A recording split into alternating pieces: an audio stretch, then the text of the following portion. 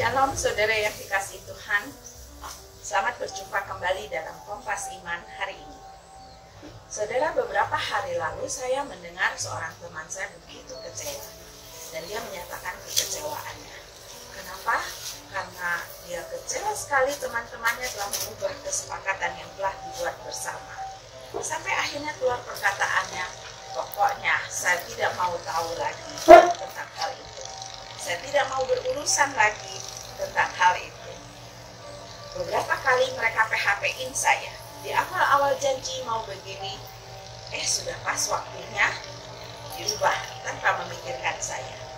Saya mengerti kekecewaannya. Sudah dijanjiin, harapan pun terbangun. Ternyata itu adalah harapan palsu. Makanya anak muda mengistilahkannya PHP, pemberi harapan palsu.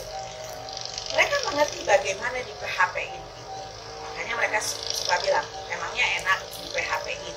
Siapapun kita pasti tidak mau di PHP-in. Diberi harapan palsu. Sudah menanti-nanti agar janji yang memberi harapan itu terwujud. Sudah membangun mimpi di atas janji itu. Tiba-tiba mimpi itu hanyalah mimpi selamanya. Karena janji itu tidak menjadi kenyataan. Saudara, apakah Tuhan yang memberikan janji keselamatan kepada setiap manusia pun akhirnya hanya memberi harapan kosong? Jangan-jangan Tuhan pun PHP-in kita. Ketika manusia pertama jatuh dalam dosa dan Tuhan harus menghukum mereka karena keadilannya, Tuhan sudah langsung memberi janji keselamatan kepada manusia. Kejadian 3 ayat 15 mengatakan, Aku akan mengadakan permusuhan antara engkau dan perempuan ini, antara keturunanmu dan keturunannya. Keturunannya akan meremukkan kepalamu, dan engkau akan meremukkan tumitnya. Tuhan Yesus yang keturunan dari Hawa akan mengalahkan iblis yang menggoda manusia. Dan terus-menerus harapan itu diberikan Allah kepada manusia, bahwa satu saat Tuhan Yesus akan datang menyelamatkan umat manusia yang sudah jatuh dalam dosa itu. Dan Tuhan menepatinya ketika Tuhan Yesus lahir ke dalam dunia ribuan tahun kemudian. Dunia menunggu 2000 tahun. Harapan yang diberikan Allah kepada manusia, apakah hanya kosong? Masa penantian yang begitu lama, apakah memadamkan harapan yang sudah diberikan? Jelas tidak. Jelas bukan harapan kosong, sekalipun ribuan tahun harus menunggu. Tapi tetap janji itu Tuhan penuhi. Tuhan Yesus lahir pada zamannya setelah Allah menjanjikan kepada manusia. Dan janji itu terus digemakan, baik kepada Abraham, Ishak, dan Yakub, dan kepada seluruh bangsa Israel melalui nabi-nabinya. Harapan itu terus diberikan. Salah satu contohnya Nabi Yesaya. Yesaya menyatakan kepada bangsa Israel janji keselamatan itu di dalam Yesaya 9 ayat 6. Sebab seorang anak telah lahir untuk kita, seorang putra telah diberikan untuk kita, lambang pemerintahan ada di atas bahunya, dan namanya disebutkan orang penasehat ajaib, Allah yang perkasa, Bapa yang kekal, Raja damai. Dan Yesaya menubuatkan Tuhan Yesus tentang kelahiran Tuhan Yesus itu sekitar 700 tahun sebelum kelahiran Tuhan Yesus itu. Dan apa yang dilakukan oleh bangsa Israel selama mereka menanti? Pengharapan mereka padamkah? Kita lihat di Alkitab bahwa pengharapan mereka tetap tidak pernah padam. Mereka sangat yakin akan datangnya seorang Mesias. Tetapi yang menjadi masalah, bagaimana sikap bangsa Israel ketika menanti? Yesaya 30 ayat 15. Sebab beginilah firman Tuhan Allah yang Maha Kudus, Allah Israel. Dengan bertobat dan tinggal diam, kamu akan diselamatkan. Dalam tinggal tenang dan percaya terletak kekuatanmu. Tetapi kamu enggan, kamu berkata, bukan, kami mau naik kuda dan lari cepat. Maka kamu akan lari dan lenyap. Katamu pula, kami mau mengendarai kuda tangkas, maka para pengejarmu akan lebih tangkas lagi. Saudara yang dikasihi Tuhan, kalau kita melihat dan belajar dari sejarah Israel, mereka tidak pernah padam pengharapannya. Mereka dengan sabar menantikan kedatangan Mesias yang dijanjikan itu.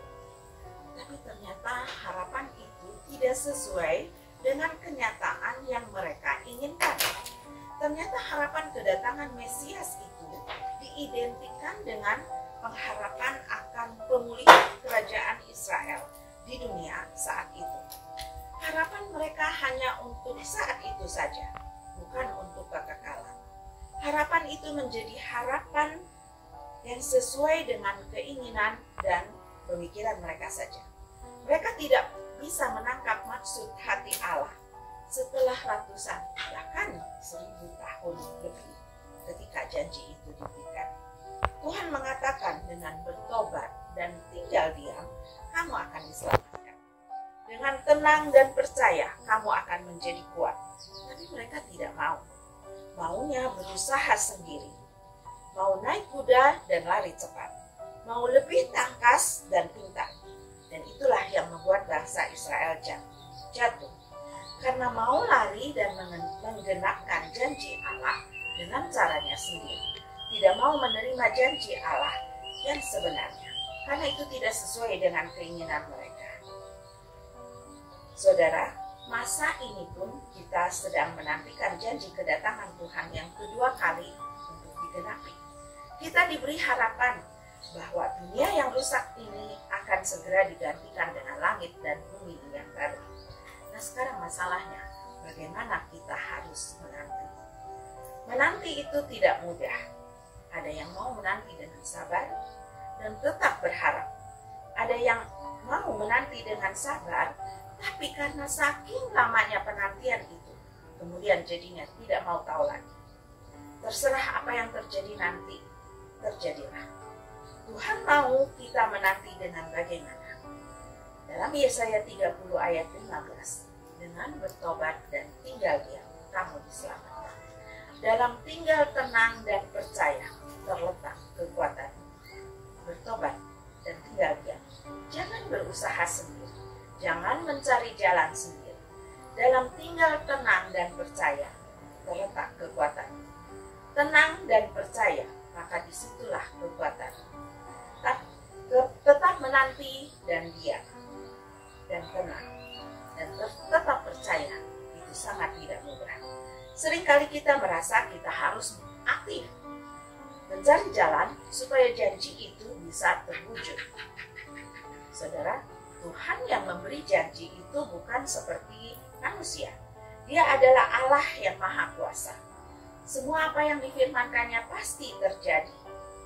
Tidak perlu pertolongan dari kita untuk mewujudkannya.